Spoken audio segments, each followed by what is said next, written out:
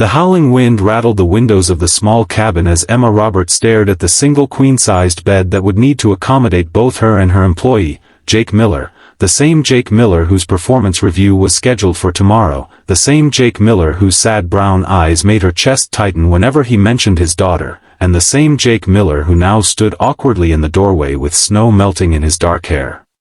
If you've ever found yourself caught between professional boundaries and undeniable attraction, don't forget to hit that like button and subscribe for more stories that explore the complicated terrain of modern relationships. "I can sleep on the floor," Jake offered, his voice barely audible above the storm. The company retreat had gone terribly wrong when an unexpected blizzard stranded them at this remote mountain resort. While the rest of their colleagues had managed to secure the last available rooms, Jake and Emma, who'd stayed behind to finish a crucial presentation, found themselves sharing the last accommodation, a tiny caretaker's cabin with minimal amenities and maximum awkwardness. Emma shook her head. "Don't be ridiculous. It's freezing, and we're both adults." She tried to sound confident, authoritative, the same tone she used in the boardroom that had earned her the nickname Ice Queen around the office. But something about the intimate space made her voice waver. Jake set his bag down, careful to maintain the professional distance he'd cultivated over the 2 years he'd worked under Emma at Horizon Marketing.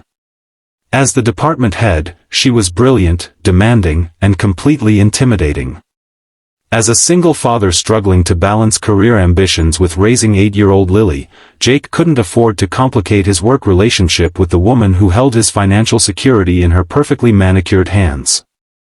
"I appreciate that, but I insist," he said, already pulling a spare blanket from the closet. "I've slept in worse conditions during camping trips with Lily." At the mention of his daughter, Emma's expression softened. Though she maintained a strict policy against mixing business with personal matters, she couldn't help but admire Jake's dedication to fatherhood. In the rare moments when he spoke about Lily during lunch breaks, his entire demeanor transformed. The exhausted marketing analyst became an animated storyteller, his eyes crinkling at the corners when he described his daughter's latest science project or soccer triumph. "How is Lily handling the science fair project?" Emma asked, surprising herself with the personal question. She busied herself with unpacking her overnight bag, avoiding his startled gaze. Jake paused, clearly taken aback by her interest. "She's actually struggling a bit. The volcano experiment isn't working out as planned. There's been a lot of baking soda casualties in our kitchen." A smile tugged at Emma's lips.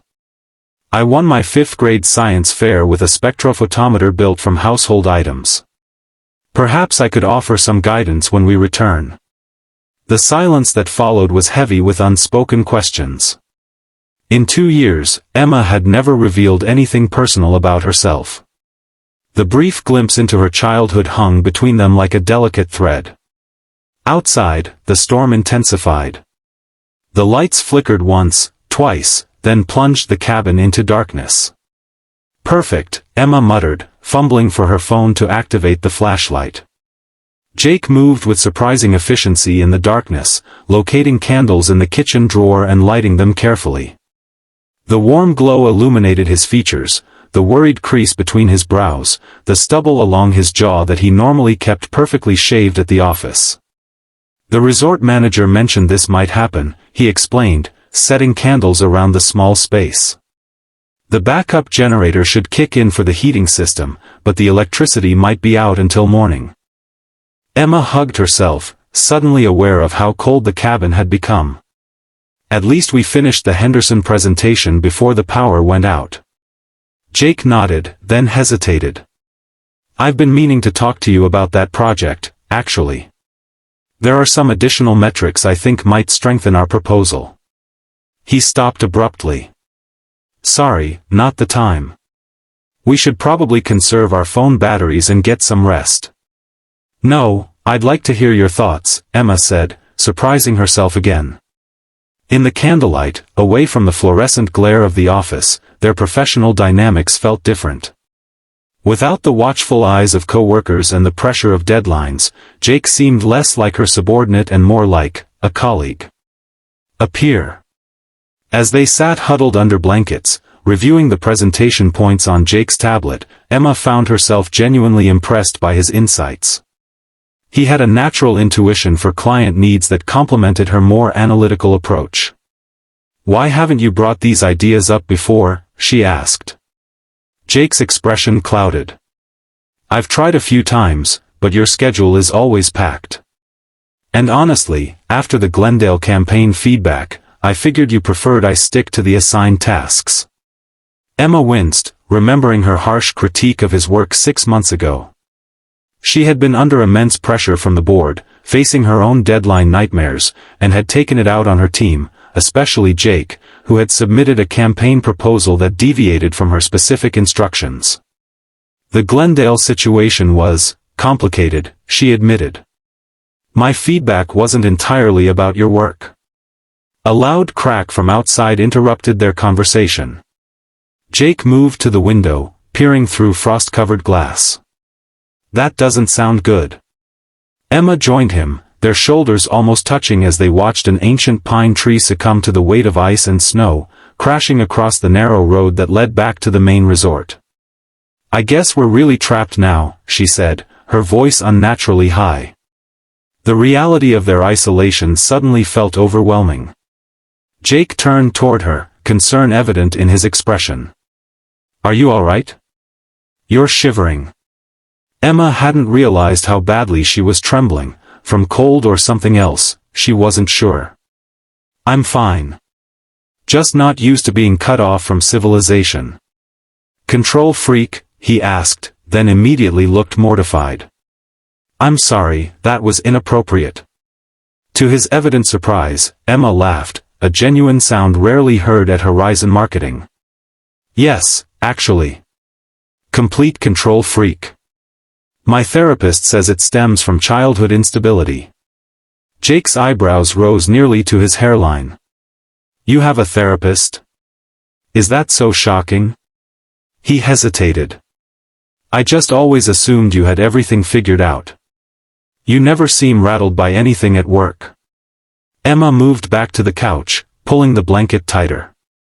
"That's the point of the carefully constructed facade, Jake. Nobody respects a female executive who shows vulnerability." The conversation shifted then, moving into territory neither had anticipated. As the candles burned lower and the storm raged outside, they shared stories, Emma about the challenges of climbing the corporate ladder as a woman in a male-dominated industry, Jake about the devastation of his wife's abandonment 3 years ago, leaving him to raise Lily alone. "She just decided parenthood wasn't for her," Jake explained, staring into his mug of instant coffee they'd made with hot water from the tap. "Walked out when Lily was 5. The divorce papers came 2 weeks later." "That must have been incredibly difficult," Emma said softly. Jake nodded. "The hardest part was explaining to Lily why her mother didn't want to be in her life anymore. Kids blame themselves, you know. No matter how you phrase it." Emma's chest tightened. "My father left when I was 12. My mother worked 3 jobs to keep us afloat. I still remember waiting by the window every Sunday for 2 years, convinced he would come back." "Did he?" "No." Emma's voice was flat. "But I decided then that I would never be in a position where someone else controlled my security. Hence the control freak tendencies." The temperature in the cabin continued to drop as night deepened. They could see their breath forming small clouds in the candlelight. Emma's teeth began to chatter despite the layers of clothing and blankets. "This is ridiculous," Jake finally said, looking at the bed they'd both been avoiding. "We're going to freeze if we don't conserve body heat." Emma followed his gaze, a flush warming her cheeks despite the cold. "Very practical, Mr. Miller." "I'll stay on top of the covers if you prefer," he offered, the perfect gentleman even as his own body shivered uncontrollably. In the end, practicality won over awkwardness. They arranged themselves cautiously on opposite sides of the bed, a fortress of pillows between them, fully clothed under layers of blankets.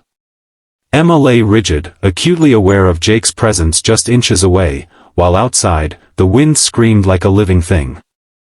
"I can hear you thinking from over here," Jake murmured after several minutes of tense silence. Emma turned her head slightly. I'm wondering how we'll ever maintain professional boundaries after this. Monday morning is going to be exceptionally uncomfortable. Only if we make it uncomfortable, Jake replied. Nobody needs to know about our conversation. Or this arrangement. And your performance review? Jake shifted slightly. I trust you to be fair, regardless of tonight. His simple statement of trust touched something deep within Emma. How long had it been since anyone had truly trusted her as a person, rather than fearing her as a boss or competing with her as a colleague? Why did you choose Horizon? She asked suddenly. With your qualifications, you could have gone to a larger agency with better pay and more reasonable hours. The silence stretched so long that Emma thought he might have fallen asleep. Lily, he finally answered. After Rachel left, I needed stability more than advancement. Horizon's family leave policy and flexible scheduling options were better suited for a single parent. The office is 10 minutes from Lily's school, which means I can make it to her events during lunch breaks. Emma absorbed this information, feeling a pang of guilt. She'd always interpreted Jake's reluctance to work late or travel for business as a lack of commitment. Now, she understood it differently. I've been unfair to you, she admitted into the darkness. I judged your dedication based on arbitrary metrics without understanding your constraints. You didn't know. I should have asked. That's what good leaders do. Another long silence fell between them, but this one felt different, comfortable, even. Emma felt her eyelids growing heavy, the emotional exchanges and physical cold draining her energy. She wasn't sure when it happened, but sometime during the night, the pillow barrier dissolved.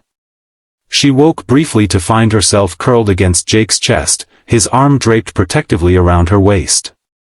Instead of panic or embarrassment, she felt an unexpected sense of safety. His steady heartbeat lulled her back to sleep before she could overthink the situation. Morning arrived with gentle sunlight streaming through frost-covered windows. Emma opened her eyes slowly, momentarily disoriented by the unfamiliar surroundings and the warm presence beside her. Jake was still asleep, his features relaxed in a way she'd never seen at the office, dark lashes resting against his cheeks. She carefully extracted herself from his embrace, moving quietly to the window. The storm had passed, leaving behind a pristine landscape of untouched snow that sparkled in the morning light. The fallen tree still blocked the road, but in the distance, she could see resort staff beginning clearing operations. Beautiful, isn't it? Jake's sleep-roughened voice came from behind her. Emma turned, expecting awkwardness but finding only a quiet comfort between them. It is. He joined her at the window, maintaining a respectful distance. About last night. Let's have breakfast first, Emma interrupted gently. I think there's some oatmeal packets in the kitchenette. As they shared a simple meal of instant oatmeal and mediocre coffee, Emma found herself studying Jake's face, really seeing him perhaps for the first time. The subtle humor in his eyes when he described Lily's latest attempts to train their elderly cat to perform tricks. The way he listened intently when she spoke about her career aspirations beyond Horizon. The quiet strength evident in how he'd rebuilt his life after his wife's departure. They've cleared the road, Jake noted, glancing out the window. We should be able to rejoin the others soon. Emma nodded, feeling a surprising reluctance to return to reality. Before we do, I want to be clear about something. What happened here, the conversations, the sleeping arrangements, doesn't change your standing at Horizon. Your performance review will reflect your professional contributions, nothing more and nothing less. Jake's expression revealed a flash of something, disappointment, before he nodded. Of course. I would expect nothing else. That said, Emma continued, setting down her coffee mug, I think there's an opportunity for you to take on more responsibility within the creative team. Your ideas for the Henderson presentation demonstrated innovative thinking we should leverage more fully. His eyes brightened. I'd appreciate that opportunity. Emma hesitated, then added, and perhaps, once the Henderson project concludes, we could discuss your work-life balance. There might be solutions we haven't explored that would allow you to advance your career while still prioritizing Lily." "That would mean a lot," Jake said quietly. They gathered their belongings and prepared to leave the cabin, each lost in their own thoughts. At the door, Emma paused, turning to face Jake with uncharacteristic uncertainty. "There's a science museum exhibit opening next Saturday about renewable energy. Lots of interactive displays, perfect for curious 8-year-olds working on science projects. If you and Lily would like a consultant for her volcano situation, I could meet you there." She rushed the words, half expecting rejection. Jake's surprised expression melted into a warm smile. "Lily would love that. And so would I. This isn't. I'm not." Emma struggled to articulate her intentions. Jake gently interrupted. Two colleagues helping a young scientist while getting to know each other outside the office. Nothing more complicated than that, unless we decide otherwise. No pressure. Emma nodded, relieved by his understanding. Exactly. As they trudged through the snow toward the main resort, maintaining a professional distance yet somehow closer than ever before, Emma reflected on the unexpected gifts the storm had provided. Not romance, not yet, anyway, but something perhaps more valuable, authentic connection, mutual respect, and the possibility of something more genuine than either had experienced in years. The presentation to their colleagues went flawlessly, with Jake and Emma demonstrating a newfound synergy that didn't go unnoticed by the rest of the team. If anyone suspected something had changed between the Ice Queen and the quiet single dad, they kept their observations to themselves. 3 months later, as spring flowers replaced winter snow, Emma found herself sitting on a park bench watching Jake coach Lily's soccer team, their professional relationship now complemented by a personal connection that continued to deepen with each passing week. The volcano experiment had one honorable mention at the science fair, with Emma's guidance proving invaluable. Sometimes the most unexpected storms bring the most beautiful changes.